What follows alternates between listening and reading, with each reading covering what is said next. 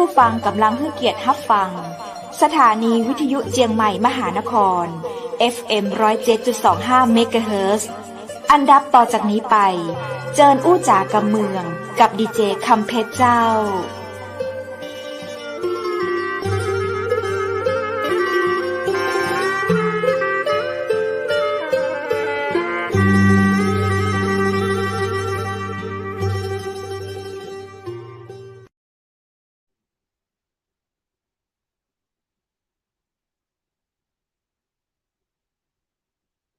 สวัสดีเจ้าสวัสดีคุณผู้ชมที่ฮักและกระเติงหาจัดนักนะเจ้ายินดีต้อนรับเข้าสู่รายการอูจากกำเมืองต่างเจียงใหม่มหานครแพร่ภาพออกอากาศจากอาคารวังสิงห์คำอำเภอเมืองจังหวัดเจียงใหม่เจ้าคุณผู้ชมและคุณผู้ฟังเจ้าปีกะปากะข้าเจ้าดีเจคำเพชรเจนเกยนะเจ้าป้ากันในช่วงเวลาดีๆจะอี้นะเจ้ากินข้าวแรงกันแล้วมานั่งอู้นั่งจ๋ามาฟังเรื่องราวดีๆและก็มีสาระนะเจ้าทุกวันจันทร์วันอังคารวันพุธวันพฤหัสและก็วันศุกร์นะเจ้าเนาะวันนี้นั้นเฮามาปากันในวันดีขนาดเน้อวันนี้นะเจ้าเป็นวันพระวันศีลตัวยนะ8ค่ำนะเจ้าเนาะวันนี้วัน8ค่ำเป็นวันอังคารที่18เดือนตุลาคม2565เจ้าเห็นก็ว่าเป็นวันดีจ้านักเลยเนาะวันนี้นั้นใครได้ไปวัดไปวาข้าเจ้าก็ขออนุโมทนาสาธุตวยนะเจ้าเนาะคุณผู้ชมและคุณผู้ฟังเจ้าในวันดีจะอี้นะเจ้าเฮาก็ย่อมมีเรื่องราวดีๆมาอู้มาจากกันพอข้าเจ้าดีเจคำเพชรจะมานั่งอู้คนเดียวตลอดชั่วโมงนี้โอ้เป็นไปไม่ได้แล้วก็บ่มีไผมานั่งฟังข้าเจ้านั่งอู้คนเดียวแน่ๆเลยเนาะเพิ่นใกล้หน้าข้าเจ้ากันจัดหลายแล้วแน่นี่นะ แน่นอนแล้วเจ้าจะอันในวันนี้คุณผู้ชมและคุณผู้ฟังเจ้าเฮาจะได้ปากกับสุดยอดของนักธุรกิจนะเจ้าจากเบื้องหลังที่แทบบ่อยากเชื่อเลยว่าเมื่อก่อนนะเจ้าเปิ้นเป็นแบบละอ่อนป้าใจหนุ่มคนหนึ่งนะเจ้าที่ยากการยากงานกว่าจะได้เงินบาทเงินสตางค์เนาะโอ้ลำบากยากแสนเข็ญแต่ฮู้ก็เจ้าว่าในปัจจุบันบัดเดี๋ยวนี้นั้นเปิ้นทำรายได้ได้มากถึงโอ้โฮระดับล้านนะเจ้า100ล้านบ่ใช่แบบล้านธรรมดา10ล้านยังน้อยไป100ล้านก็ยังรู้สึกแบบโอ้โฮไม่เท่าไรเลยนะเนี่ยคุณผู้ฟังและคุณผู้ชมอย่าพลาดเลยนะในวันนี้นะเจ้าเพื่อการพัฒนาตัวเก่าเฮาเพื่อการมีชีวิตที่ดีขึ้นเฮาต้องติดตามเรื่องราวดีๆจากคนเก่งๆจะอี้เจ้าเนาะวันนี้ทางรายการอู้จากกำเมืองต่างจังไหม่มหานครนั้นเฮาได้รับเกียรตินะเจ้าจากนักธุรกิจออนไลน์ของ The Icon แล้วก็เป็นที่ปรึกษาธุรกิจในหลายๆธุรกิจตัวยนะเจ้าน่าสนใจขนาดเลยนับเป็นโอกาสดียิ่งเจ้าซึ่งเปิ้นจะมาอู้จากับเฮาในวันนี้เรื่องของธุรกิจออนไลน์ของไทยไปไกลจะใดพ้องนะเจ้าวันนี้เราจะได้ปะกับสุดยอดของนักธุรกิจท่านนี้เจ้าคุณนพพรเคนคำพาหรือว่าโคชเตย่าเจิญปะกับคุณนพพรเคนคำพาหรือโคชเตย่านักธุรกิจออนไลน์จากดิไอคอนยินดีต้อนรับเข้าสู่ห้อง VIP เชียงใหม่มหานครสวัสดีเจ้าสวัสดีครับคุณคำเพชรครับสวัสดีครับแล้วก็สวัสยิดีนดีท่านผู้ชมทางบ้าเลยนเจ้าครับเจิญเจ้าโอเคก็ขอบคุณนะครับสำหรับโอกาสในครั้งนี้นะครับที่ให้โค้ชเปย่าได้มาแบ่งปันประสบการณ์นะครับในการทำธุรกิจออนไลน์นะครับผมแต่ก่อนอื่นเลยนะครับก็ยังไงก็สวัสดีผู้ชมทางบ้านนะครับทั้งแพลตฟอร์มที่เป็นยูทูบหรือว่าแฟนเพจของFM มหานครเชียงใหม่นะครับเนาะก็ยินดีแล้วก็ดีใจแล้วก็รู้สึกเป็นเกียรติอย่างมากเลยนะครับผมก่อนอื่นเลยนะครับก็เดี๋ยวเรามาทำความรู้จักกันก่อนเลยนะครับว่าเดิมทีแล้วโค้ชเปย่าเนี่ยมีที่มาที่ไปยังไงเนาะถึงได้มาจับใช่ในเรื่องของธุรกิจออนไลน์นะครับก็เดี๋ยวขออนุญาตแนะนำตัวเองได้เลยครับผมโอเคครับเดี๋ยวขอภาพขึ้นได้เลยครับโอเคครับก็จริงๆแล้วเนี่ยนี้เกิดขึ้นครั้งแรกครับแล้ววันนั้นนะครับผมก็ได้สัญญาบางอย่างเอาไว้ผมเรียกมันว่าเดี๋ยวดูวิทยานี้ก่อนได้เลยครับโอเคในอากาศครับผมจะพาพวกเราทุกคนนะครับนั่งไทม์แมชชีนย้อนไปเมื่อ4 ปีที่แล้วไปฟังคนที่มีทักษะของการเป็น CEO 0% พูดในวันนั้นครับ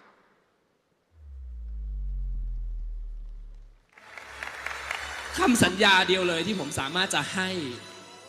กับทุกคนได้นะครับผมอาจจะไม่ใช่เจ้าของแบรนด์ที่ดีที่สุดผมอาจจะไม่ใช่คนที่เก่งที่สุดในประเทศไทยหรือในโลกหรอกครับแต่ผมบอกเลยครับว่าถ้าวัดกันด้วยหัวใจนะครับผมมีหัวใจที่จะทุ่มเทให้กับพวกเราทุกคนนะครับไม่น้อยไปกว่าใครบนโลกนี้ครับเพราะนั้นขอให้เชื่อมั่นนะครับว่าถ้าคนเราเนี่ยทำอะไรด้วยหัวใจแล้วทำอะไรด้วยความทุ่มเททั้งชีวิตแล้วนะครับมันไม่มีทางหรอกครับที่ไม่ประสบความสำเร็จวันนี้นะครับถ้าพวกเราทุกคนจับมือแล้วร่วมสร้างตำนานด้วยกันผมเชื่อมั่นนะครับโลโก้ที่ปรากฏอยู่ด้านหลังผมบูมวันนี้เราอาจจะรู้จักกันแค่ในห้องนี้แต่ถ้าเราจับมือกันไว้ให้แน่นครับแล้วช่วยกันสร้างตำนานผมเชื่อมั่นนะครับว่าโลโก้ที่อยู่ด้านหลังนี้จะเป็นโลโก้ที่คุ้นเคยและคนรู้จักทั้งประเทศไทยโลโก้ที่อยู่ด้านหลังนี้จะเป็นโลโก้ที่คุ้นเคยและคนรู้จักทั้งประเทศไทย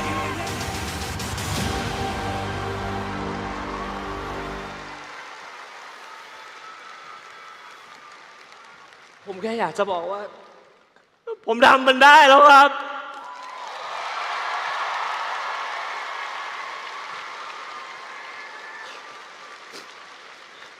สัญญาในอากาศวันนั้นนะครับ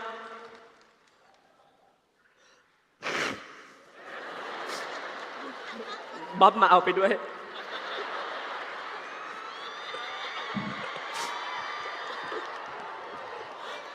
ขอบคุณครับ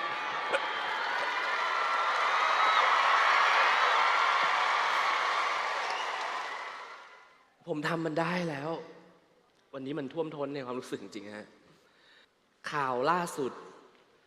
นั่นก็คือเมื่อวานครับเราได้มีการทำเพิ่มครับ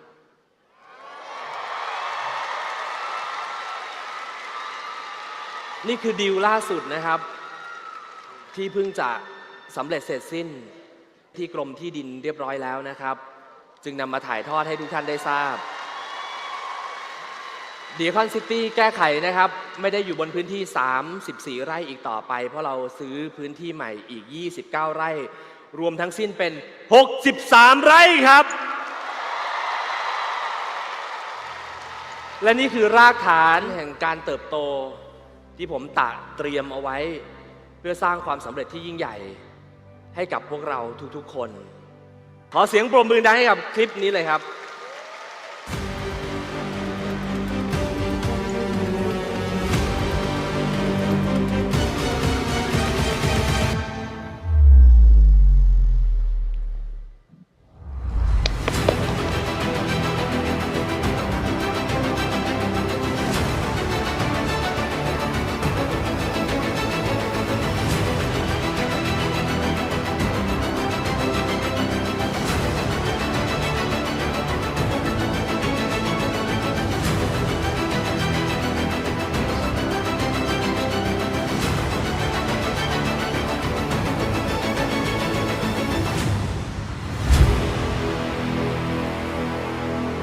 ขอเสียงปรบมือดังๆเลยครับให้กับเมกะโปรเจกต์ Mixed Use The Icon ที่กำลังจะเริ่มต้นขึ้นนะครับผมแทบจะอดใจรอไม่ไหวอยากให้มันเสร็จเร็วๆและอีกข่าวหนึ่งนะครับเป็นข่าวสารที่ถูกส่งต่อมาจากอนาคตอันใกล้นี้ด้วยนี่คือสิ่งที่ผมอยากจะประกาศนะครับแจ้งให้ทุกคนได้ทราบว่าผมมีวิชั่นแบบนี้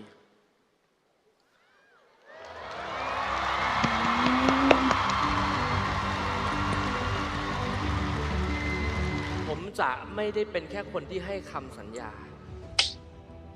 แต่ผมจะเป็นคนที่เป็นนัก โอ้โหโค้ชคะแบบโอ้โหอลังการมากโค้ชมาด้วยแบบความอลังการเลยทีเดียวโอเคครับผมจริงๆก็เดี๋ยวทีมงานออกจากจอพี่ก่อนค่ะโค้ชเปย่าค่ะโค้ชเปย่าได้ยินเสียงไหมครับค่ะได้ยินค่ะค่ะโค้ชคุยต่อได้เลยค่ะ โอเคครับจริงๆแล้ววิดีโอมันจะมีตอนท้ายอยู่นะ จริงๆมันยังไม่จบนะแต่ว่าไม่เป็นไรครับก็อย่างที่บอกเลยเนาะว่าวันนี้ก็จริงๆแล้วเนี่ยก็เดี๋ยวแนะนำตัวเองก่อนเลยกันนะครับก่อนหน้านี้นะครับก็คือโค้ชเนี่ยเคยทำงานประจำเป็นลูกจ้างนะครับเป็นลูกจ้างพนักงานประจำเหมือนกันนะฮะก็ทำงานในสายงานอาชีพมาหลากหลายเหมือนกันนะครับผมเนาะก็ตั้งแต่ตำแหน่งบาริสต้าทำกาแฟที่สตาร์บัคทำร้านพิซซ่าอิตาเลียนนะครับกับแบรนด์ 11-12นะฮะแล้วก็รวมถึงก็เปลี่ยนสายงานนะฮะนำพาตัวเองมาอยู่ในสายของรีเทลที่อยู่ในฟอร์แมตของท็อปมาร์เก็ตนะครับก็เป็นถึงผู้จัดการสาขานะครับก็บริหารจัดการเรื่องของการดูแลนะฮะทั้งหมดเลยรวมถึงก็ปรับเปลี่ยนสายงานอาชีพเนี่ยทุกๆตำแหน่งเนี่ยมันเป็นการเติบโตนะฮะเป็นการสะสมประสบการณ์วันหนึ่งเราก็มองว่าจริงๆเราอยากก็มีรายได้ที่มันเสถียรมั่นคงแล้วก็มากพอที่จะดูแลชีวิตเราแล้วก็ครอบครัวแล้วก็คุณพ่อคุณแม่นะครับในตอนนั้นนะครับก็ทำให้เราเนี่ยมีเรื่องของประสบการณ์เนี่ยจากลูกจ้างมืออาชีพมาพอสมควรนะครับประสบการณ์เนี่ยก็เกือบ20 กว่าปีนะฮะก็เริ่มตั้งแต่เงินเดือนหลักพันแล้วกันเนาะ8,000จนก้าวกระโดดเนี่ยมาถึงประมาณ100,000 กว่าบาทนะครับแล้วก็อย่างที่บอกเลยว่าแต่เราใช้เวลาในการทำงานเนี่ยประมาณเกือบ23 ปีเราถึงจะได้แตะกำไรก็ทีแตะเงินเดือนหลักแสนนะฮะตอนนั้นก็รู้สึกว่ามันเป็นความชาเลนจ์ที่เราตั้งเป้าหมายเอาไว้นะฮะก็ค่อยๆเขาเรียกว่าสะสมประสบการณ์มาเรื่อยจนกระทั่งว่าวันหนึ่งเนี่ยเมื่อ3 ปีที่ผ่านมาเราเจอผลกระทบนะครับเราเจอผลกระทบนะครับผมก็เลยรู้สึกว่าจากงานที่มันประจำมันมั่นคงก็รู้สึกว่ามันไม่มั่นคงแล้วเพราะเนื่องจากว่าตอนนั้นคือเราทำเนื้องานเกี่ยวกับทัวริสต์ที่เป็นร้านเขาเรียกว่าขายของฝากนะครับซึ่งพอมันกระทบเนี่ยแน่นอนว่าลูกค้าเรา90%ก็คือเป็นลูกค้าจากประเทศจีนนะฮะแล้วทีนี้พอกระทบจากประเทศจีนเนี่ยก็ไม่สามารถที่จะเดินทางเข้ามาในประเทศได้ก็ทำให้ยอดขายเรามันลดลงเราก็เลยปรับแผนงานเพื่อเสนอกับผู้บริหารใหม่ในเรื่องของการเซฟค่าใช้จ่ายนะไม่ว่าจะเป็นเรื่องของปิดสถานที่คือปิดร้านบางโลเคชันที่มันไม่มียอดขายแล้วก็เรื่องของการทำsaving plan เสนอกับทางผู้บริหารไปนะครับจนกระทั่งว่าผ่านไปเกือบ4 เดือนแล้วยอดขายมันก็ยังไม่ดีขึ้นแล้วก็แนวโน้มของโรคโควิดมันก็ไม่มีทางที่จะมาลดลงซึ่งแบบว่าตอนที่มันโดนผลกระทบแรกๆอ่ะทุกคนก็ค่อนข้างตระหนักนะครับในส่วนของการ saving ดังนั้นเนี่ยบริษัทเนี่ยแน่นอนว่าเขาก็มีแผนเรื่องของการลดค่าใช้จ่ายมันก็เลยกระทบกับเรายังไงแน่นอนเมื่อมันไม่เกิดยอดขายจำนวน manpower ที่มีอยู่ฮะก็ต้องถูกลดลงนะฮะเพราะนั่นคือยิ่งตำแหน่งที่มันสูงขึ้นเราก็มองว่าตรงนี้ก็คือโอกาสนะครับเพราะว่าอย่างน้อยถ้าเกิดว่าเราไม่อยู่แต่ยังน้องๆยังได้อยู่ก็ยังได้ดูแลครอบครัวเขาอยู่ก็ยังถือว่าเราเป็นผู้เสียสละเลยกันเราก็เลยเลือกที่จะเขาเรียกว่าอะไรขอลาออกนะฮะจากการทำงานประจำในครั้งนั้นแล้วก็ได้ตัดใจลาออกนะฮะเพราะว่าเราเจอวิกฤตของโควิดแล้วเราก็เลยทำเรื่องลาออกโดยถูกต้องนะครับตามกฎระเบียบบริษัททุกอย่างเลยนะฮะก็เป็นที่มาที่ไปก็คือหลังจากที่เราลาออกแล้วเนี่ยก็ได้กลับไปอยู่บ้านเราก็ใช้ความสามารถที่เรามีอยู่นะฮะเดี๋ยวรบกวนขึ้นภาพที่เป็นภาพร้านเครื่องน้ำปั่นนะฮะแล้วก็ร้านที่แบบภาพตื่นตี 4ครับให้หน่อยครับ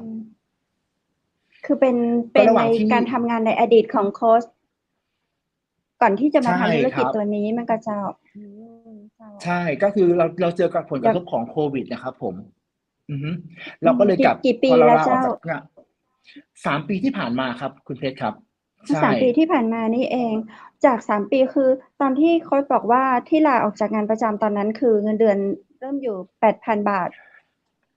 ไม่คือล่าสุดตอนนั้นคือประมาณ100,000 กว่าแหละครับคุณเพชรครับรวมค่าเดินทางด้วยก็ประมาณกับ110,000ใช่นะครับก็คือเป็นเงินเดือนที่แบบสูงที่สุดในชีวิตที่เคยทำได้เลยแล้วกันเนาะต้องพูดอย่างนี้แต่ว่าก็อย่างที่บอกเลยว่าคือพอมันมีความเจอเรื่องของผลกระทบจากโควิดเราก็เลยโดนผลกระทบด้วยโดยที่เราคิดว่าตอนแรกงานประจำมันคือมั่นคงจริงๆทุกงานมันมั่นคงนะครับแต่เพียงแต่ว่าพอมันเจอสถานการณ์ที่มันควบคุมไม่ได้เนาะเป็นเรื่องของโรคภัยนะที่เป็นโรคระบาดนะฮะแล้วมันก็กระทบกับเนื้องานโดยตรงเราก็เลยเลือกในเมื่อเราเจอวิกฤตแต่เราก็มองวิกฤตยังมีโอกาสอยู่เราก็เลยกลับไปอยู่บ้านถือว่าเป็นโอกาสได้พักผ่อนแต่เราก็ไม่ได้แบบนั่งรอเวลาระหว่างนั้นคือเราก็เลือกอาชีพที่เรามีทักษะติดตัวมาเช่นเปิดร้านขายน้ำปั่นตอนเช้าทำกาแฟนะฮะแล้วก็ตอนกลางวันนี่ก็คือเปิดร้านตามสั่ง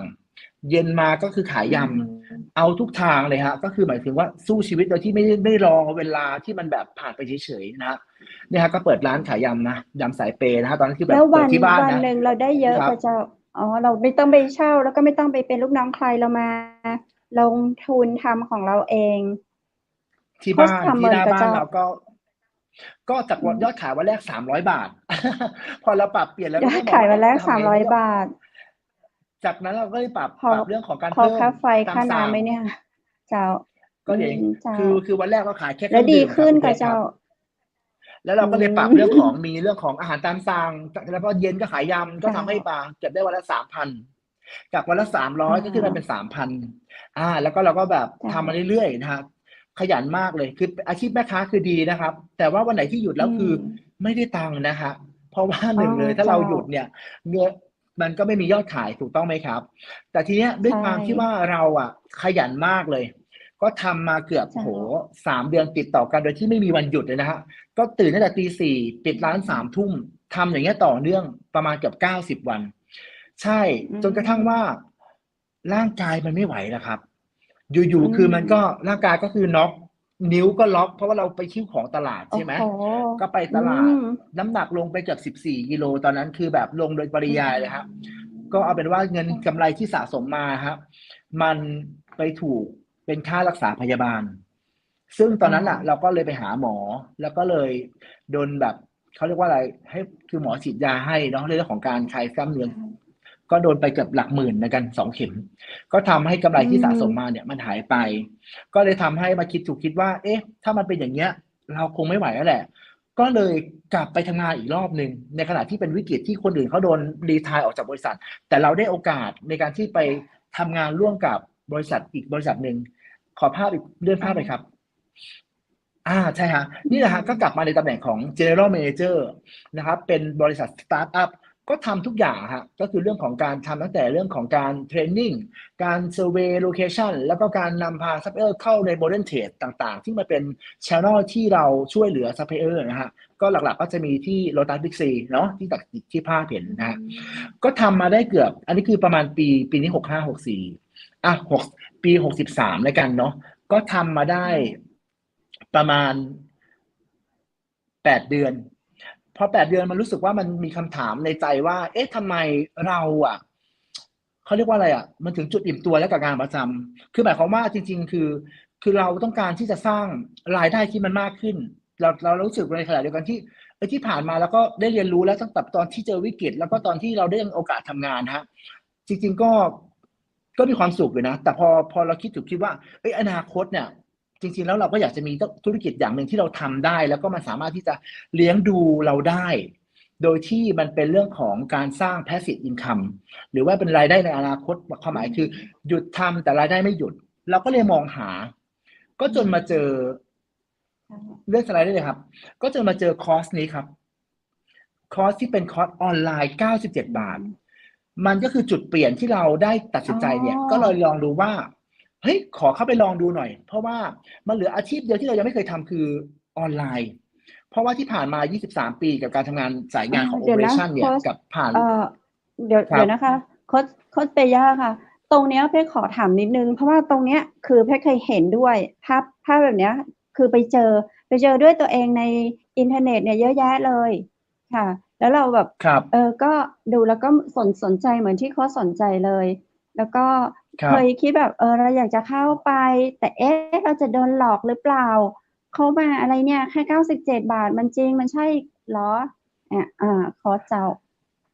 เป็นคำถามที่ดีเพราะตอนแรกโค้ชก็คิดอย่างนี้เหมือนกันคุณเพชรโค้ชก็ไม่เคยเชื่ออะไรง่ายๆเพราะว่าเราเป็นผู้บริหารมาก่อนแล้วก็เรื่องของการสกรีนข้อมูลเนี่ยเราจะเป็นคนที่สืบละเอียดมาก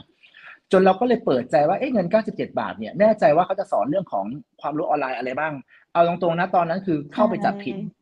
ไม่ได้เข้าไปตั้งใจเรียนเลยเข้าไปจับผิดว่าคอร์สจะสอนอะไรเราบ้าง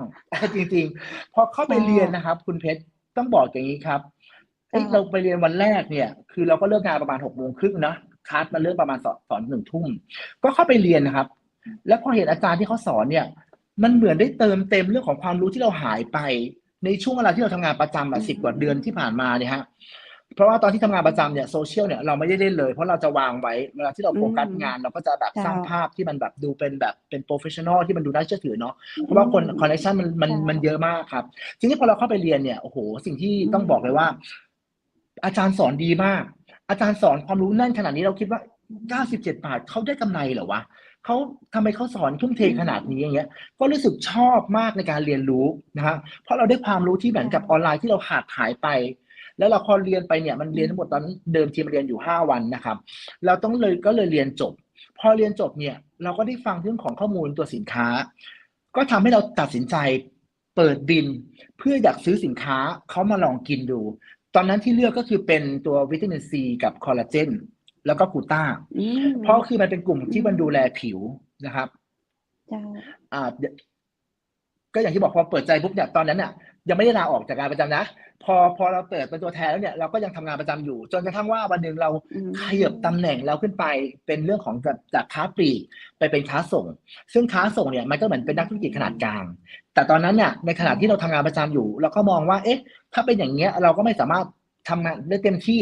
ก็เลยคุยกับตัวเองให้จบภายในคืนนั้นนะฮะหมายถึงเซลล์ทอล์กกับตัวเองว่าเอ๊ะถ้าเราจะออกไปทางนี้เนี่ยเราก็หมายถึงว่าก็คือประเมินเรื่องของสถานการณ์ทำเรื่องของประมาณการว่าไอ้เงินสดที่มีอยู่เนี่ยพอเลี้ยงชีพไปถึงกี่เดือนแล้วการที่จะโฟกัสออนไลน์เนี่ยเราจะลุยมันเต็มที่ใช่ไหมอะไรเงี้ยก็คุยกับตัวเองจนจบแล้วก็เลยตกผลึกเลยว่าถึงเวลาแล้วแหละที่เราต้องมีเขาเรียกว่าชีวิตเป็นของตัวเองแล้วก็อยากมีเจ้าของที่แบบเป็นนักธุรกิจแล้วก็มีเจ้าของเป็นธุรกิจที่เราทำเองแล้วก็สามารถมีเวลาได้ด้วยเพราะตอนนั้นคุณแม่ป่วยมากคุณแม่ป่วยเป็นเบาหวานเสี่ยงต่อการตัดเท้าทิ้งเราก็ไม่ได้คิดอะไรเลยเพราะนั่นคือเราก็คิดว่าออนไลน์นี่แหละคือทางรอดวะเป็นไงก็เป็นกันก็เลยตัดสินใจที่ไปขอเขาลาออกครับเลื่อนภาพได้เลยครับขอลาออกเนี่ยแน่นอนคือผู้บริหารก็ถามว่าคุณคิดดีแล้วใช่ไหมเราก็บอกว่าอ๋อผมตัดสินใจเรียบร้อยแล้วฮะดีแล้วครับก็เลยตัดสินใจลาออกจากงานประจำนะฮะแล้วก็เนี่ยภาพเนี่ยคือเขาเลี้ยงส่งคือทุกครั้งที่ลาออกจากที่ไหนครับเขาจะมีเขาเรียกว่าเราลาออกจากถูกต้องคือพูดง่ายว่าไปลามาไหว้สามารถกลับไปได้หมดเลยแต่ว่าเราไม่เคยถอยหลังกลับไปเรามีแต่เดินหน้าไปตลอดนะฮะก็ต้องขอบคุณบริษัทนะที่อย่างที่บอกเลยว่าเขาก็ให้เราลาออกจนกระทั่งเรากลับมาอยู่ที่อุดรครับผมเนาะก็ในเรื่องของเราก็ตั้งใจเลื่อนภาพไปเลยครับเดี๋ยวนะแล้วเขากลับไปอยู่ที่อุดรนี่คือเขาเป็นคนอุดรมาก่อนหรือว่าไปทำงานที่อุดรธานีเล่าหน่อยแล้วเล่าที่อุดรธานีเป็นคนอุดรครับคนอุดรครับพ่อกับแม่อยู่ที่นี่ที่อุดรครับแต่ว่าคุณพ่อเสียไปแล้วเมื่อประมาณ10 ปีที่ผ่านมาก็เหลือคุณแม่แค่คนเดียวนะครับใช่ก็เลยกลับไปตั้งหลักอีกทีนึงที่อุดรก็ได้กลับไปดูแลคุณแม่ด้วยแล้วก็ทำใช้ออนไลน์นะครับเป็นการสร้างอาชีพแล้วก็เลี้ยงชีพให้กับตัวเองก็ระหว่างนั้นก็คือเราก็มุ่งมั่นตั้งใจระหว่างนั้นคือเราไม่ได้ทำกิจการร้านอาหารอะไรของเราแล้วไม่ได้ทำแล้วครับเพราะว่าเลิกไปแล้วเนื่องจากว่าคือตอนนั้นเรามองว่าเราไม่ไหวกับร่างกายเลิกก่อนที่เราจะกลับไปกรุงเทพอีกรอบถูกต้องพอเราเลิกจากปิดร้านยำร้านตามสั่งแล้วเราก็ได้งานโอกาสไปทำงานกลับไปทำงานซึ่งทำงานตรงนี้ประมาณ10 เดือนแล้วเราก็เลยแบบตกผลึกว่ามันถึงเวลาแล้วที่เราอยากจะต้องเลือกอาชีพที่มันเป็นตัวของตัวเองแล้วก็สร้างเรื่องของรายได้ที่มันมากขึ้นคือทำมากได้มากอะฮะมันไม่ใช่แบบว่าทำเท่าเดิมแล้วเพดานเงินเดือนมันอาจจะตันเนาะเราก็เลยมองว่าในขณะที่เรายังมีแรงอยู่เราก็เลยมองเลือกอาชีพออนไลน์เราเข้าใจในตัวเราเพราะเรามี power ว่าเราจะสามารถทำได้มากกว่านี้แต่ทุกครั้งที่ผ่านมาในชีวิตของเราคือเราทำมันมีเพดานจำกัดว่าเงินเดือนของเราได้แค่นี้เท่านั้นใช่ครับคุณเบสแต่พอเรามาเจอธุรกิจตัวนี้ก็คือมันก็เป็นธุรกิจที่เรียกว่าเป็นการสร้างรายได้นะครับแต่ว่าระหว่างที่เราเข้ามาเริ่มต้นเนี่ยเราก็ได้ศึกษาธุรกิจแล้วก็ตั้งใจเรื่องของเรียนในระบบนะครับรวมถึงก็มีเรื่องของรุ่นพี่ที่เขาแนะนำนั่นก็คือคนที่สำเร็จนะฮะในการที่ทำธุรกิจเนาะที่นี่เขาจะมีเรื่องของเขาเรียกว่าคนสำเร็จที่เป็นแบบอย่างแล้วก็เราก็ทำตามสิ่งที่รุ่นพี่แนะนำก็ตั้งใจใช้เวลาเกือบ4 เดือนในการมุ่งมั่นตั้งใจลองผิดลองถูกบางอย่างก็ลองในสไตล์ตัวเองแต่สุดท้ายเราก็ต้องถอดหัวโขนออกเป็นแก้วเปล่าและรับเอาข้อมูลจากสิ่งที่รุ่นพี่เขาส่งต่อมาซึ่งพอเราทำตามรุ่นพี่อะครับมันง่ายมากแล้วก็ทำให้เราเนี่ยได้เติบโตขึ้นก็จากที่อย่างที่บอกเลยว่าคือพอเรา เริ่มมุ่งมั่นตั้งใจเนี่ยแล้วเราก็เริ่มมีทีมงานติดตัวนะฮะจนเราคว้ารางวัลได้คือ moving up ตำแหน่งขึ้นเป็นโกลดีลเลอร์ตามภาพนี่แหละครับปัจจุบันก็รับกำไรนะ ใช้ ฮะ เวลา ประมาณ กี่ เดือน เดื ละ อน แสน เจ้า ใช้เวลา ประมาณ ใช้เวลา ประมาณ ประมาณ 6 เดือน 6 เดือนครับคุณเพชร ห ค ก รับ เดือนเอง ก็ 6 เดือน ใช่ โอ้โห แต่กำไร แล้ว ประมาณหลักแสน ยอดเงินของเรา ครับ บอกได้ก็เจ้าว่ายอดเงินของเรานี่ประมาณเท่าไหร่ คือกำไรต่อเดือนนะครับ เป็นกำไรแล้วนะครับ ก็คือประมาณเดือนละ140,000ซึ่งพอเราย้อนกลับไปคืออ ม กว่าจะได้เงินเดือนแต่ละเดือนละ140,000เราต้องใช้เวลาทั้งชีวิตเกือบ23 ปี แต่พอโลกออนไลน์อ่ะเรามุ่งมั่นตั้งใจสตาร์ทอัพคือ6 เดือนเนี่ย เราก็สามารถทำกำไรบนโลกออนไลน์ได้เนี่ยประมาณเดือนละ140,000อันนี้ก็เป็นสิ่งที่เราว้าวมากแล้วก็ภูมิใจมากครับ แล้วก็สามารถที่นำพาตัวเองเนาะพิชิตทริปไปเที่ยวฝรั่งเศส ซึ่งอีกไม่กี่วันเนี่ยสิ้นเดือนก็จะทำการไปเที่ยวกับทีมที่ไปด้วยกันเนาะไปเที่ยวฝรั่งเศสด้วยกันนะฮะเพราะนั่นคือมันตอบโจทย์เรื่องของเวลาเรื่องงานเรื่องเที่ยว คืออันนี้เป็น คื กิฟต์ว รื่ อ ง เชอร์ให้ หรือว่าเราไป ไม่ใช่ เอ กิฟ ง ต์วอเชอร์ครับ ก็คือ ค่ะ แบบว่าเราพอเราทำผลงานได้ใช่ไหมครับเนาะในเรื่องของทั้งยอดขายเราก็สามารถที่จะขึ้นตำแหน่งได้รวมกับเราได้พิชิตทริปก็คือทริปฝรั่งเศสที่มันเกิดขึ้นมันเป็นเรื่องของโปรโมชั่นประจำเดือนพอเราคว้าโปรโมชั่นนี้ได้ เราก็ได้ตั๋วไปเที่ยวนะประมาณนี้ครับคุณเพชรครับ ใช่ โค้ชคือที่เขามีทริปให้แล้วมีไปเที่ยวที่นู่นที่นี่คือเขาจ่ายให้เราหมดเลย ถูกต้องครับผมก็คือออกตั้งแต่ค่าเครื่องที่เดินทาง เห็น จากสุว ที่ รรณ แบบ ภูมิ ที่ นะ ที่เขามีแบบว่า ได้รถได้บ้านอะไรแบบนี้ก็ได้จริงกับเจ้าได้จริงๆกับเจ้า ก็เป็นร่องรอยความสำเร็จของรุ่นพี่ครับคุณเพชรครับ ซึ่งรุ่นพี่ทุกคนได้จริงครับ เพราะว่าธุรกิจเนี้ยบอกเลยว่าถ้ามันไม่เกิดผลลัพธ์ขึ้นจริงๆนะฮะเขาจะไม่เอามาแบบพรีเซนต์เนาะหรือว่าสื่อสารไปให้กับคนอื่นได้รับรู้เนาะทุกอย่างที่สื่อสารไปก็คือเรื่องที่มันเกิดขึ้นจริงนะฮะเพราะฉะนั้นคือรุ่นพี่ที่สำเร็จเนี่ยในธุรกิจมีมากมายหลายคนซึ่งมันมากมายจนที่แบบโอ้โหบอกเลยว่าเราก็ตื่นเต้น แล้วก็ภาพเนี้ยฮะที่เราได้ขึ้นไปรับรางวัลกับ CEO ของบริษัทนะฮะคุณพวรพลวรวรกุลนะครับอันนี้ที่งานที่ผ่านมาเมื่อประมาณเดือนกันยายนแล้วก็ด้านข้างก็เป็นคุณกันนะครับคุณกันกตถาวรที่เป็นเบอร์ 1พิธีกรของเมืองไทย ใช่ ถูกต้ เขา อง เกี่ยวอะไร คุณ กับ กัน เขาเกี่ยวอะไรกับคุณเขาเกี่ยวอะไรกับคอสเปย่าค่ะสอง คุณการนี่ คน คือจ เนี่ย ริ ค่ะ งๆคือจริงๆแล้วคือฝั่งซ้ายที่ถือโล่ฮะก็คือคุณพอที่เป็นเจ้าของบริษัทนะครับ เหมือนที่ตอนต้นที่เราได้ดูคลิปกันถูก คือบริษัทที่ชื่อ นี่ ดีไอคอนเนี่ยก็คือเจ้าของคือคุณพอคนนี้ ถูกต้องครับ ส่วนคุณกันก็คือเข้ามาทำในหน้าที่ของผู้อำนวยการฝ่ายสื่อสารมวลชนนะฮะหรือว่าการตลาดให้กับดีไอคอนนะครับผม ถูกต้องเลยใช่นะฮะก็นี่คือภาพที่สำเร็จที่เราได้ขึ้นไปรับรางวัลกับเจ้าของบริษัท ซึ่งเราภูมิใจมากกับตำแหน่งนี้ แล้วก็มันจะเป็นเรื่องของก้าวต่อไปที่ให้เราสำเร็จขึ้นไปอีกนะครับ คุณเพชรครับใช่เนาะก็ ใช้เว ประ ลา มาณ 6 นี้ เดือน ครับ แล้วเวลาแต่ละวันนี้ใช้เวลา ครับ ชั่วโมงไหนทำอะไรบ้างเจ้าอยากรู้เคล็ดลับ ต้องบอกว่า ใช้เวลาของโค้ช คือความสำเร็จมันคือการทุ่มเทนะครับ เพราะนั้นคือวันเนี้ยเราเรียกว่าการวางแผนชีวิตแล้วกันเนาะเพราะว่า1คนเนี่ยจะมีเวลาเท่ากันหมดเลยจริงไหมฮะ1วันนี่คือ24ชั่วโมงแต่คนเราใช้ไม่เท่ากันนะครับดังนั้นเนี่ยสิ่งที่โค้ชเป็นก็คือเรื่องของความมุ่งมั่นทุ่มเทนะครับแล้วก็เดินตามรอยคนสำเร็จก็คือรุ่นพี่ที่เขาส่งต่อมา ว่าวิธีการเคล็ดลับเนี่ยเราเรียนรู้จากคนสำเร็จครับเราจะไม่ได้แบบเสียเวลาไปลองผิดเลย เพราะเราจะมีแต่การลองถูกอย่างเดียว เพราะรุ่นพี่ได้วางแนวทางความสำเร็จไว้หมดแล้ว ที่เหลือเราแค่ลงมือทำแล้วก็ทำให้มันมากพอนะฮะเจอปัญหาแก้ปัญหาไปต่อ เจอปัญหาแก้ปัญหาเดินไปต่อนี่คือสิ่งที่เรา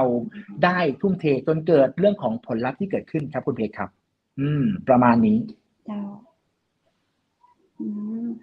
ใช้เวลา6 เดือนได้มีคนที่ติดตามเราหรือว่าเขาเรียกว่าอะไรคะ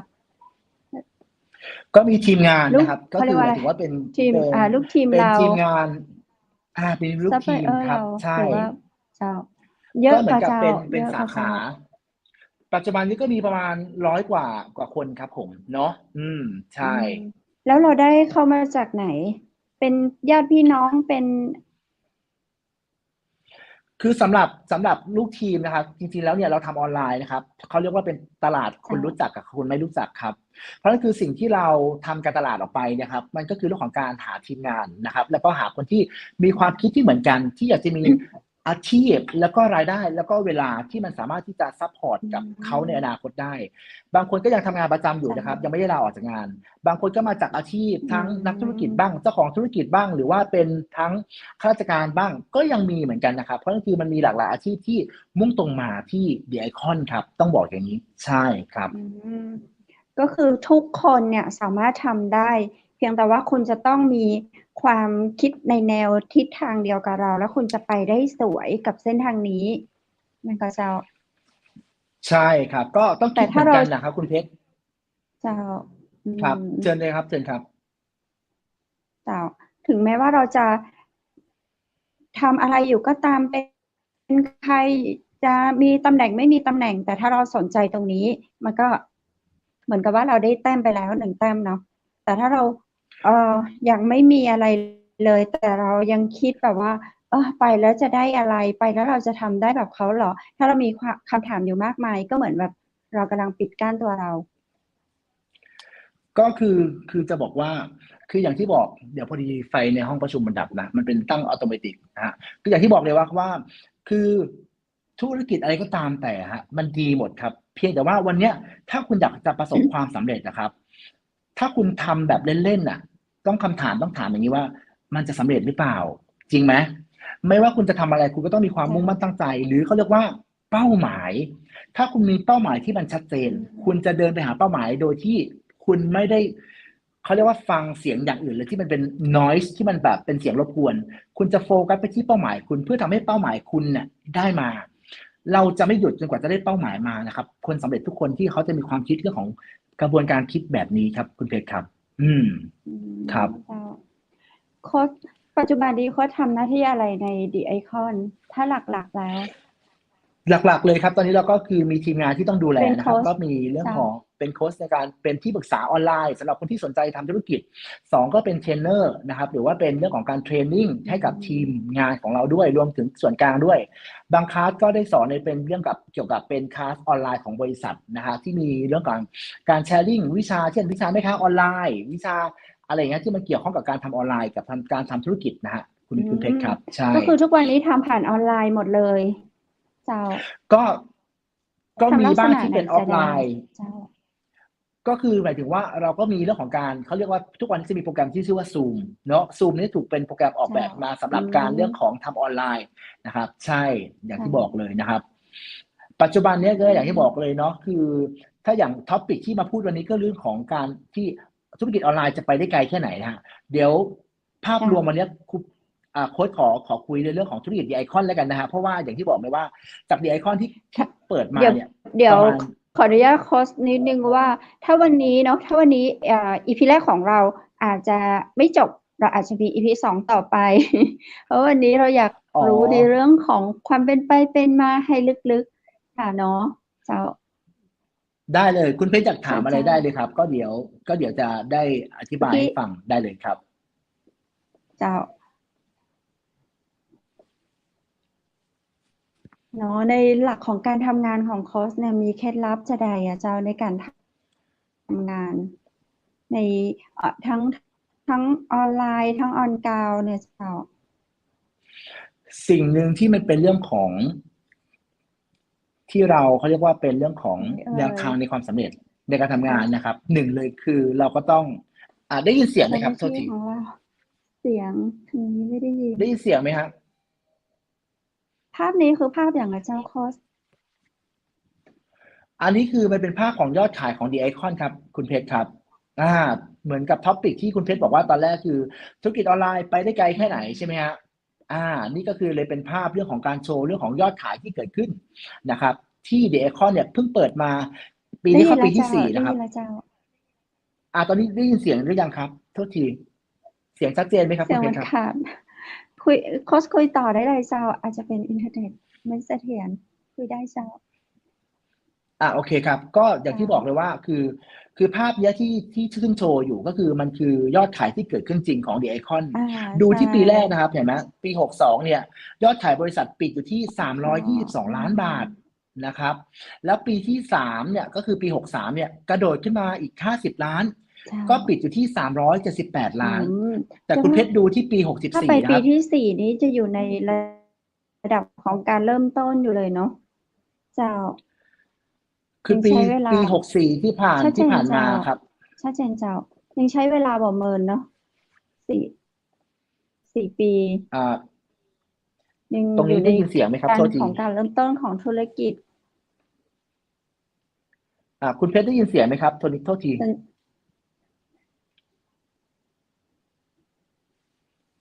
ได้ยินเสียงไหมครับโทษที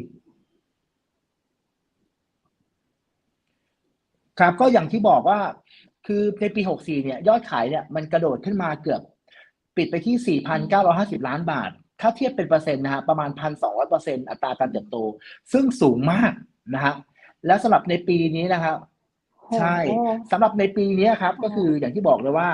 บริษัทตั้งเป้าหมายยอดขายเนี่ยอยู่ที่ 10,000 ล้านบาทนะฮะเพราะนั่นคือต้องบอกว่า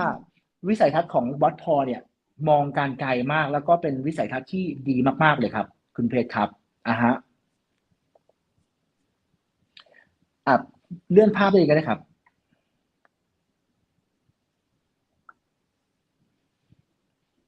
เดี๋ยวขออนุญาตลุกไปเปิดไฟแป๊บนึงอาจจะเป็นสัญญาณอินเทอร์เน็ตบางทีก็จะจับเดี๋ยวขอลุกไปเปิดไฟแป๊บนึงครับตอนนี้ได้ยินแล้วเจ้า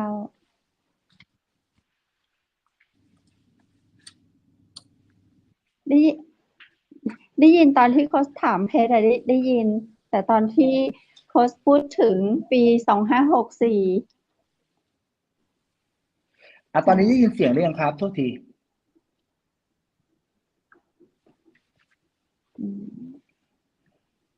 โอเคงั้นไม่เป็นไรครับเดี๋ยวเลื่อนภาพได้เลยครับเดี๋ยวก็จะได้ข้ามไปเนาะเดี๋ยวจ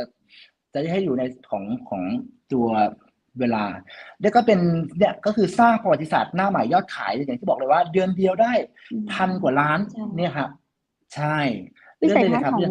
ของบริษัทว่าจะได้ยังThe Icon นะครับก็คือไม่ได้เกิดมาเดี๋ยวนะได้ยินไหมครับโทษทีเสียงชัดยังครับเสียงชัดได้ยังเอ่ย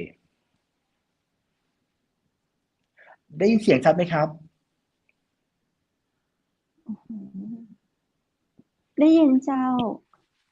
โอเคงั้นต่อเลยนะครับเมื่อกี้ที่คุณเพชรถามว่าวิสัยทัศน์ของบริษัทคืออะไรใช่ไหมครับนั่นก็คือ The Icon นะครับไม่ได้เกิดมาเพื่อสร้างกำไรสูงสุดนะครับแต่ว่าเกิดมาเพื่อที่จะเป็นธุรกิจออนไลน์ที่อยู่คู่กับคนไทยตลอดไปครับผมนี่ก็คือวิชั่นแล้วก็เป็นวิสัยทัศน์ของบอสพอครับโอเคเลื่อนภาพได้เลยครับเสียงชาเจ้าโค้ชเสียงชาเจ้าตอนนี้คือเป็นภาพสีแดงตรงกันไหมค่ะเจ้าตอนนี้เปลี่ยนภาพแล้วครับตอนนี้เปลี่ยนภาพแล้วใช่เจ้าตอนนี้คุณเพชรเห็นภาพอะไรเอ่ยอันนี้คือจากภาพที่ขึ้นโชว์ตอนนี้ก็คือนี่คือสถาบันออนไลน์ที่เป็นhead office นะครับที่อยู่ที่กรุงเทพนะฮะอยู่ในโครงการ The Adwork ซึ่งบอสพอเนี่ยได้ลงทุนมากกว่า300 ล้านบาทครับเป็นสร้างศูนย์เขาเรียกว่าสถาบันต่อได้เลยครับก็คือภาพนี้ก็คือเป็นสถาบันออนไลน์นะครับผมที่บอสพอเนี่ยได้สร้างแล้วก็ลงทุนมากกว่า300 ล้านบาทครับเพื่อนักธุรกิจออนไลน์ของ The Icon ทุกคนเลยฮะที่เข้ามาเรียนรู้ในที่นี้นะครับผมเปลี่ยนภาพเลยครับแล้วก็เนี่ยคือภาพนี้ก็คืองาน IE ที่เกิดขึ้นเนี่ยคนจำนวนประมาณ 12,000 คนฮะที่เข้าไปร่วมงานอยู่ที่ Impact Arena ครับวันที่3 กันยายนที่ผ่านมาครับแล้วก็เนี่ยเป็นเรื่องของให้ดูถึงยอดขายที่เกิดขึ้นเนาะแล้วก็ปีนี้อย่างที่บอกว่าปี65เนี่ยเราตั้งเป้าอยู่ที่ 10,000 ล้านบาทครับผมเปลี่ยนภาพเลยครับแล้วก็เนี่ยครับอย่างที่บอกเลยว่าเราเป็นแบรนด์ออนไลน์อันดับ 1ของประเทศไทยฮะเนี่ย The Icon นะครับซึ่งเป็นเรื่องของธุรกิจที่เราจดเป็นอีคอมเมิร์ซนะฮะออนไลน์ 100% เลยนะฮะนี่คือข้อมูลจากกรมพัฒนาธุรกิจนะฮะหรือว่า DBD ครับผม เลื่อนภาพเลยครับ แล้วก็ที่ผ่านมาเนี่ยพอบริษัทเพิ่งเริ่มต้นเนี่ยในการก่อสร้างเนี่ยครับก่อตั้งเนี่ยเนาะก็คือบริหารด้วยเงินสดนะครับแล้วก็มีสินทรัพย์รวมมากกว่า500 ล้านบาทนะครับในปีที่เริ่มต้นนะครับ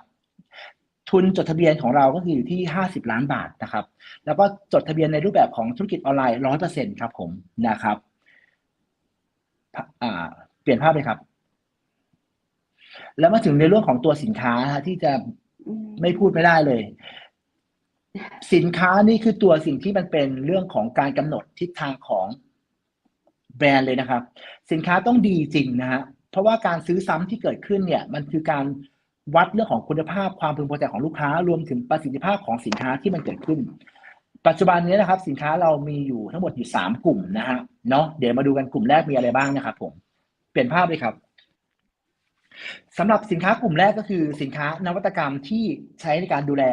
ผิวพรรณแล้วก็เรื่องของความงามนะครับตัวที่โชว์อยู่ก็จะเป็นกลูต้าช็อตนะฮะแล้วก็ตัวที่เป็นคอลลาเจนนะครับผมเลื่อนเลยครับเลื่อนภาพเลยครับกลุ่มที่2ก็คือสินค้านวัตกรรมที่การดูแลรูปร่างแล้วก็สุขภาพครับอันนี้จะเป็นเรื่องของคนที่สายเฮลตี้ในการที่จะควบคุมน้ำหนักหรือว่าเน้นเรื่องของสุขภาพให้ดูหุ่นฟิตแอนด์เฟิร์มนะครับด้วยสินค้าที่มีอย่างเช่นตัวที่เป็น7 Day นี่คือดีท็อกที่แบบบอกเลยว่าดีมากทานได้ทั้งผู้ชายผู้หญิงครับผมเนาะแล้วก็มีรูมคอฟฟี่ที่แบบมีสารสกัดถึงแบบ36 ชนิดแล้วก็ไม่มีส่วนผสมของน้ำตาลนะฮะแล้วก็เรื่องของไขมันทานไม่มีทานได้คนที่เป็นเบาหวานก็ทานได้ครับรวมถึงซิปล็อกซิปเวย์เนี่ยกลุ่มนี้ก็คือกลุ่มลดน้ำหนักสามารถคนที่สายเฮลตี้เนี่ยบอกเลยว่าทานแล้วชื่นชอบมากแล้วก็ได้ผลจริงนะครับเลื่อนภาพเลยครับแล้วก็กลุ่มสุดท้ายก็คือเรื่องของสินค้านวัตกรรมการชะลอวัยแล้วก็เสริมภูมิคุ้มกันจากตรงเนี้ยก็จะมีเรื่องของวิตามินซีแล้วก็บูม DNA-H นะคะหรือว่าบูมใช่ตัวนี้ตัวเดียวกันกับเจ้าเพศมีอยู่ในมืออยู่ตัวนี้ถูกต้องเลยนี่เหมือนกันเลยเนี่ยโค้ดระหว่างตัวนี้ ที่พูด คื ไป อ นะ เป็นยังไงบ้างโค้ชตัวนี้แนะนำหน่อยเรายังไงเคล็ดลับมันบอกหน่อยสิคะอยากลองเนี่ย บอกเลยว่า จะลอง บอกเลยว่าคือตัวนี้นะครับก็คือสินค้าเนี่ยไม่สะดวกแก่เชิญตัวนี้ คือทำงานหนักก็นน้อยทานตัวนี้ครับเป็นเม็ดฟูดนะฮะใช่ซึ่งสินค้าตัวนี้ได้รับรางวัลโนเบลมาด้วยนะครับเพราะว่ามีสารสกัดที่แบบเป็นเขาบอกเอกสิทธิ์ของ The Icon เนาะเรียกว่าบูม DNA หรือว่าบูม DNA เวลาทานเราต้องทานยังไงคะก็มีน้ำเปล่าต้องเทน้ำใส่แก้วแบบนี้ใช่ไหมคะน้ำเปล่าในแก้วเราก็หยิบมา1 เม็ด1 เม็ดแล้วก็แค่1 เม็ดนี่นะคะหย่อนเม็ดฟูลงไปในขวดทีมงานขอภาพดีเจขึ้นเต็มหน่อยสิอยากให้โค้ชดูช้าๆนี่ได้ไหมคะหยิบมาแล้วนะคะ1 เม็ดโอเคแล้วก็ใส่ในแก้วใส่ได้เลยแล้วก็ที่เหลือก็ปล่อยให้เขาฟูจนแบบฟูจนเสร็จก่อนนะแล้วเราค่อยดื่มนะครับก็สามารถทานได้วันละ1 ถึง 2 โค้ชคือโค้ชทำแล้วก็ตอนนี้ออกรายการแล้วก็ดื่มไปด้วยถูกต้องครับก็คือของโค้ชออกไปสีแดงเข้มเนาะทำไมของเพชรออกไปสีชมพูคือโค้ชใส่2 เม็ดโค้ชชอบแบบเข้มข้นโค้ชเลยแบบตัวนี้ไงเขาเริ่มเข้มนะเพราะว่าเม็ดเขายังละลายไม่หมดใช้เวลาเมินก็จะละลายบอกเลยก็ประมาณ 1-2 นาทีครับคุณเพชรครับใช่คือเดี๋ยวถ้าเขาละลายหมดนี้เราก็สามารถดื่มได้เลยถูกต้องครับเมื่อกี้โค้ชบอกย้ำอีกทีว่าดื่มเพื่ออะไรอย่างก็เจ้าดื่มเพื่ออะไรคะคือง่ายๆว่าทำให้เราแก่ช้าลงแล้วก็เรื่องของตัวที่เป็นมันจะเข้าไปช่วยซ่อมแซมระดับที่เป็นเทโลเมียร์หรือเซลล์ในร่างกายถ้าเซลล์ในร่างกายเราแข็งแรงขึ้นเราก็จะแก่ช้าลงสุขภาพเราก็จะดีขึ้นอันนี้โค้ชพูดจากงานวิจัยจากที่คุณหมอพูดนะโค้ชไม่ได้โมเมแล้วก็พูดเองนะแล้วก็โอ้โหคนลุกใช่คือตัวนี้ดีมากบอกเลยนะฮะตัวนี้คือตัวที่เป็นบูมดีแน็กตัวนี้แหละนะครับผมนะชื่อบูมดีแน็กนะคะเขาแปลว่าอะไรคะดีแน็กเป็นชื่อเฉพาะครับของ The Icon ครับจริงๆมันชื่อว่า Boom DNA-X แต่เนื่องจากว่า DNA เราไม่สาม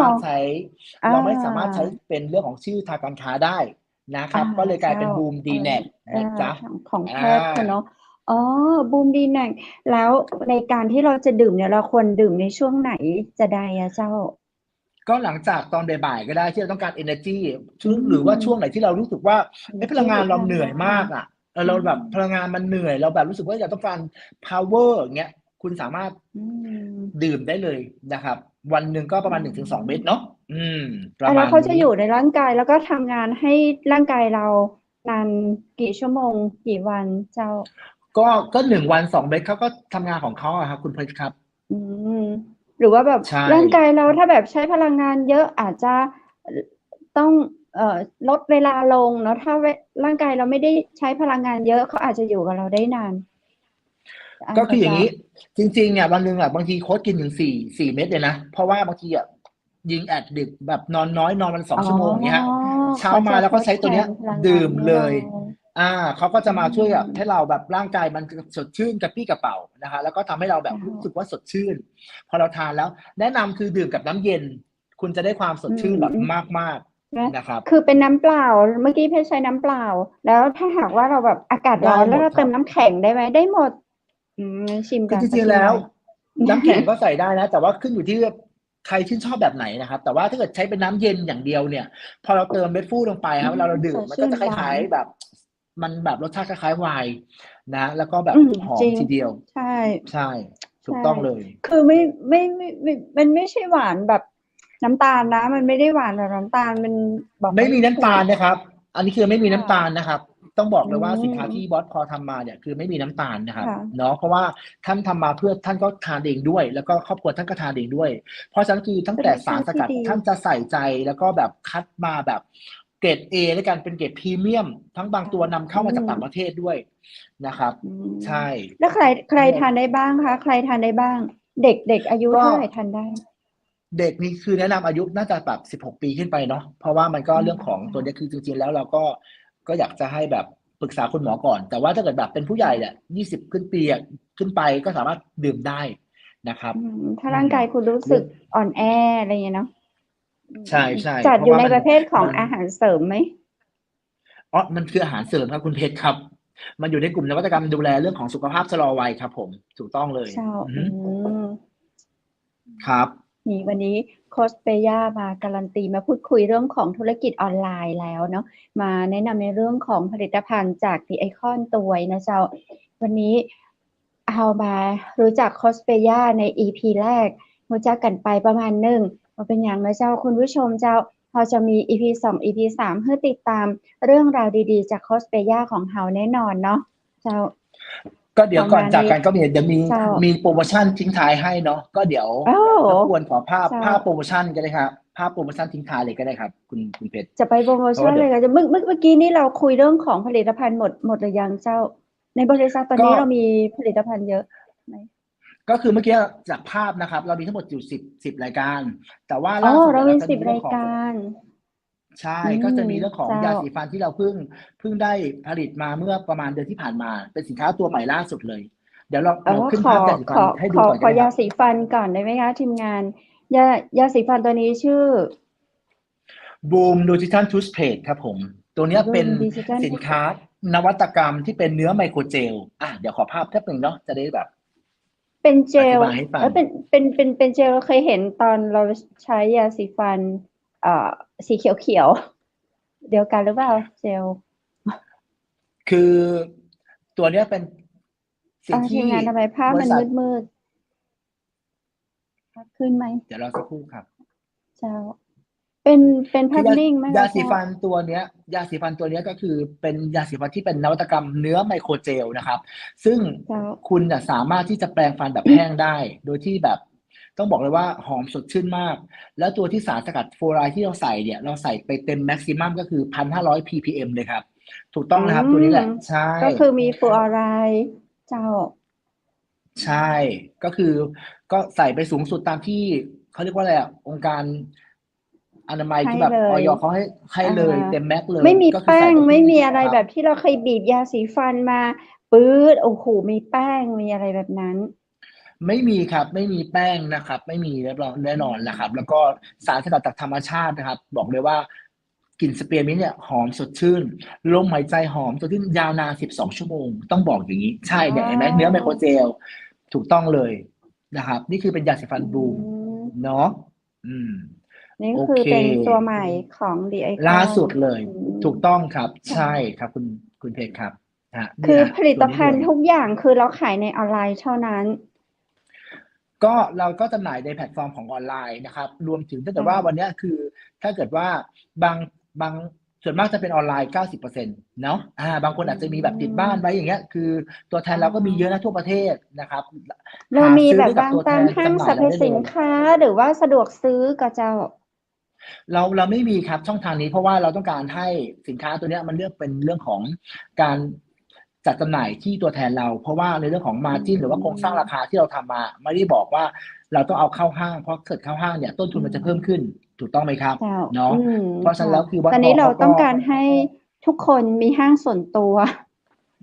ถูกต้องครับ ก็อย่างที่บอกเลยหาซื้อได้ตามตัวแทนจัดจำหน่ายทั่วประเทศได้เลยครับ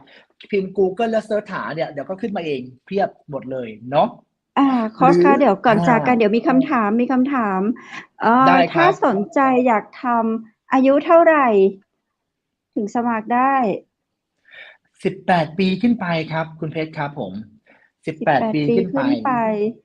สมัคร ใช่ กับใคร ครับ ที่ ผ ไหน ม อย่างไร คอส ก็สามารถติดตามหรือว่าพิมพ์เซิ ส ร์ช มัครกับ หา ดีเจ ตัว คั แท ม น เพชรได้เลย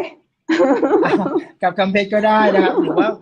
ท่านใดที่สนใจสามารถที่จะแอดไล ติด น์ ต่อ แอ ค ด อ ไล ส น์มา เป สอบ ย่า ถาม ได้เลย เจ้า ได้เลย ใช่ ต้อง แล้วก็ ต้องจ่าย 97 บาทไหม เขาถาม คือตอนเนี้ยโพรโมชันเรียนฟรีตามที่ภาพขึ้นเลยครับคุณเพชร อ๋ ค อ รับ โป นี ร่ โม ไง ชัน เรียนฟรี 50 ท่าน เรีย แร น ก อ เรี อย น น ไล ฟรี น์ วันนี้นะครับคุณจะได้เรียนเรื่องของการปรับโพรไฟล์ แล้วก็การเขียนคอนเทนต์ การสร้างเพจ แล้วก็การยิงแอดโฆษณา รวมถึงการสร้างตัวตนบนโลกออนไลน์ที่ติดอยู่ในแพลตฟอร์มของ TikTok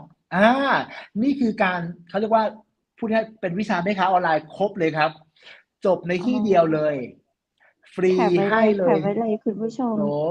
เจ ต้ ้ อง า ขอบคุณ อ่า FM มหาน เนาะ ครเนาะ แล้ว ท ก็ ี่อย่างที่บอกเลย แล้วก็ ครับ เราก็สามารถแอดไลน์เข้าไปในนั้นได้เลย ใช่ ห แอ รือ ด ว่า เข้า จะ ไป ติด แล้ว ต่อ ก็ ที่ ส เบอ มัคร ร์ ได้ หรือจะติดต่อที่เบอร์โค้ชเปย่าได้เลยนะครับ 0855563922 นะครับ แล้วก็แจ้งชื่อ รี เบอร์ เพ โทร ย์ฟังได้นะ ID คุณผู้ช LINE ม จังหวัดนะครับ แล้วก็บอกว่ามาจากรายการสดของ อืม FM เชียงใหม่มหาน เชียง ค ใหม่มหาร นคร เยี่ยมเล ใช่ ยนะครับ คุณจะได้สิทธิ์เรียนทันที 50 ท่านแรกนะครับ ปกติแล้วนะบอกเลยโปรเนี้ยไม่ได้จัดมานานมาก เพราะว่า โอ้ คอร์สของเราเป็ สุ น ด คอร์ส ย ที่ อ คน ด อยาก ต้อง เรียนมากอยู่แล้วจริง ๆ นะครับ อืม ได้ เจ้า เลยนะครับ นี่ก็คือโพรโมชันที่ให้ได้เลยนะ ถ้าเกิด ค่ ใครที่อยา ะ กเรียนนะ รีบหน่อยนะครับ เพราะว่าเดี๋ยว เนาะ เดี๋ยว เจ้า มันจะเต็มก่อนนะจ๊ะ ถ้าเกิด เจ้า คุณช้าไปเนาะ ถ้าสน นะ ใจ ครับ ยังไงก็รีบเนาะ รีบ แอดเข้าไป แล้วก็สมัครเรียนได้เลยนะเจ้าคุณผู้ชม แล้วในช่วงสุดท้ายของรายการเจ้า ก่อนที่เราจะลาจากกัน โคชเปย่ามีหยังอยากฝากถึงคุณผู้ชม เชิญเจ้า ได้เลยครับ ก็ก่อนอื่นเลยนะครับ อย่างที่บอกว่าไม่ว่าเราจะทำธุรกิจอะไรอยู่นะครับ แต่ว่าถ้าเกิดเรามองเห็นถึงอนาคตที่จะเกิดขึ้น ถ้าคุณมองหาอาชีพที่รายได้เนี่ย ที่คุณสร้างได้แบบไม่จำกัด แล้วก็หยุดทำรายได้ไม่หยุด ออนไลน์คือทางรอดครับ แล้วก็ถ้าเกิดต้องการทำออนไลน์อะคุณต้องทำกับมืออาชีพเท่านั้น แล้ว The Icon เนี่ยครับคือมืออาชีพ เพราะฉะนั้นแล้ววันนี้ถ้าเราเจอบริษัทที่ดี สินค้าดี แล้วก็เรื่องของระบบที่ดีซัพพอร์ตตัวแทนเนี่ย รวมถึงการตลาดที่ดี แล้วก็ผลตอบแทนที่ดี ที่ The Icon มีให้แน่นอนครับ แล้วก็เป็นกำลังใจให้กับทุกๆคนนะให้สู้ฝ่าฟันไปกับแบบให้ไปถึงเป้าหมายเนาะ ใครที่กำลังเจอปัญหาอยู่ก็ขอให้คุณผ่านปัญหาสำหรับใครที่เจอปัญหาน้ำท่วมอยู่ ก็เป็นกำลังใจให้สำหรับภูมิภาคที่โดนน้ำท่วมอยู่นะครับ อย่างที่บอกเลยว่าวันนี้นะก็ยินดีนะคะแล้วก็ยินดีที่จะเป็นที่หนึ่งที่จะเป็นส่วนช่วยเหลือของคนที่ต้องการอาชีพหรือว่าสร้างอาชีพนะเพราะฉะนั้นคือวันนี้โค้ชเปย่าก็ดีใจมากๆเลย แล้วก็ใครที่ต้องการอาชีพหรือว่าต้องการทำออนไลน์นะครับ ปรึกษากันได้เลยนะครับผมสำหรับวันนี้ก็ขอบคุณคุณน้ำเพชรแล้วก็ขอบคุณทางเชียงใหม่มหานครด้วยครับผมเนาะโอเคครับผ โอ้ ม โห ต้องขอบคุณโคชเปย่าจัดนักเลยนะเจ้า อย่าเพิ่งออกจากห้อง VIP เราเนาะ โอกาสหน้าเราจะปากันมาอู้มาจ่าให้คุณผู้ชมแหมเพราะว่ามีคำถามเข้ามาท้ายรายการหน้ากันเนาะชอบถามมาท้ายรายการมาตามนะเจ้าคุณผู้ชมคราวหน้าก็ฝากคำถามมาก่อนเนาะเข้ารายการมาเราจะได้มาตอบคำถามกันใหม่สำหรับวันนี้ขอบคุณโคชเปย่าจัดนักเจ้า สวัสดีเจ้า ขอบคุณนะครับสวัสดีครับสวัสดีครับ ขอบคุณผู้ชมเจ้าได้ฟังเรื่องราวเนาะก็ทำให้เราแบบฟูขึ้นจากนักไข่ที่กับหลักมามองหาเนาะหนทางที่จะทำมาหากินวันนี้บ่มีทางตันนะเจ้าหันก็ว่าจากการที่เปิ้นเคยทำงานได้เงินเดือน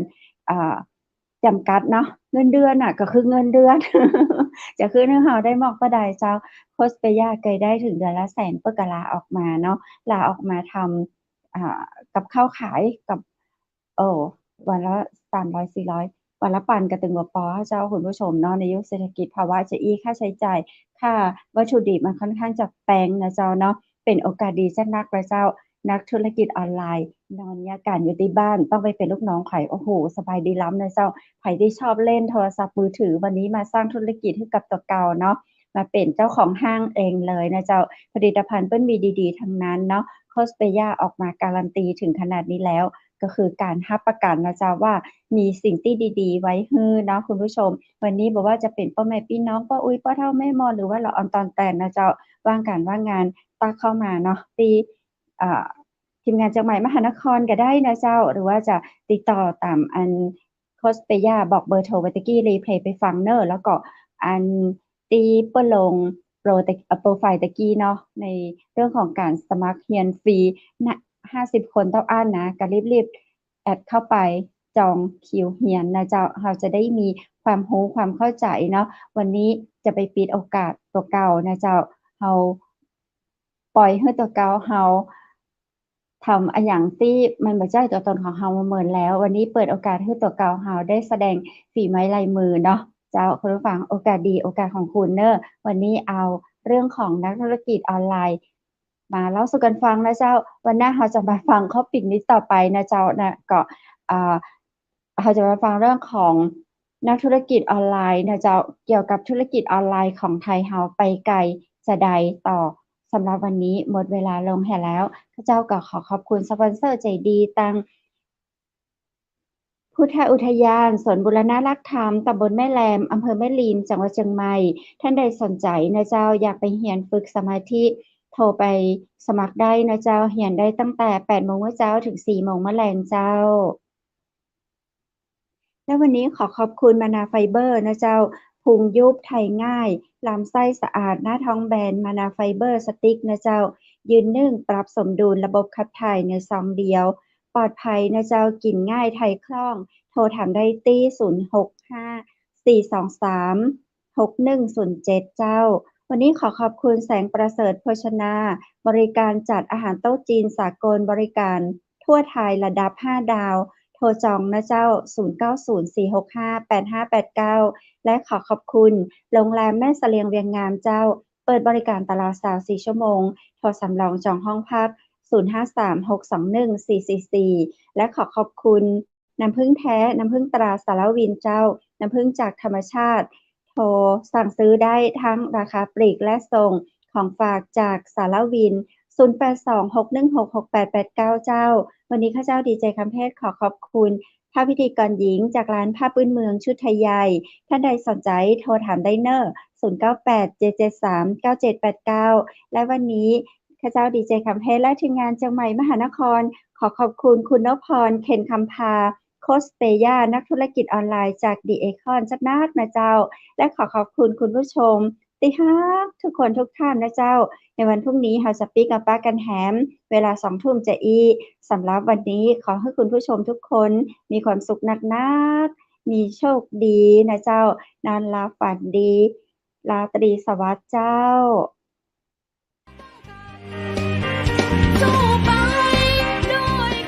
สถานีวิทยุเจียงใหม่มหานคร 107.25 เมกะเฮิรตซ์ ขอแสดงความห่วงใยและเป็นกำลังใจให้ทุกท่านในช่วงการระบาดของโรคโควิด -19 ในครั้งนี้เพื่อลดความเสี่ยงควรสวมหน้ากากอนามัยทุกครั้งล้างมือเป็นประจำขอให้อยู่ที่บ้านให้นักที่สุดด้วยความปรารถนาดีจากหมู่เฮาเจ้าเจียงใหม่มหานครสนับสนุนโดยกาแฟโกแมคคอฟฟี่และโรงแรมแม่เสรียงเวียงงามโทร053-621-444และ081-595-2883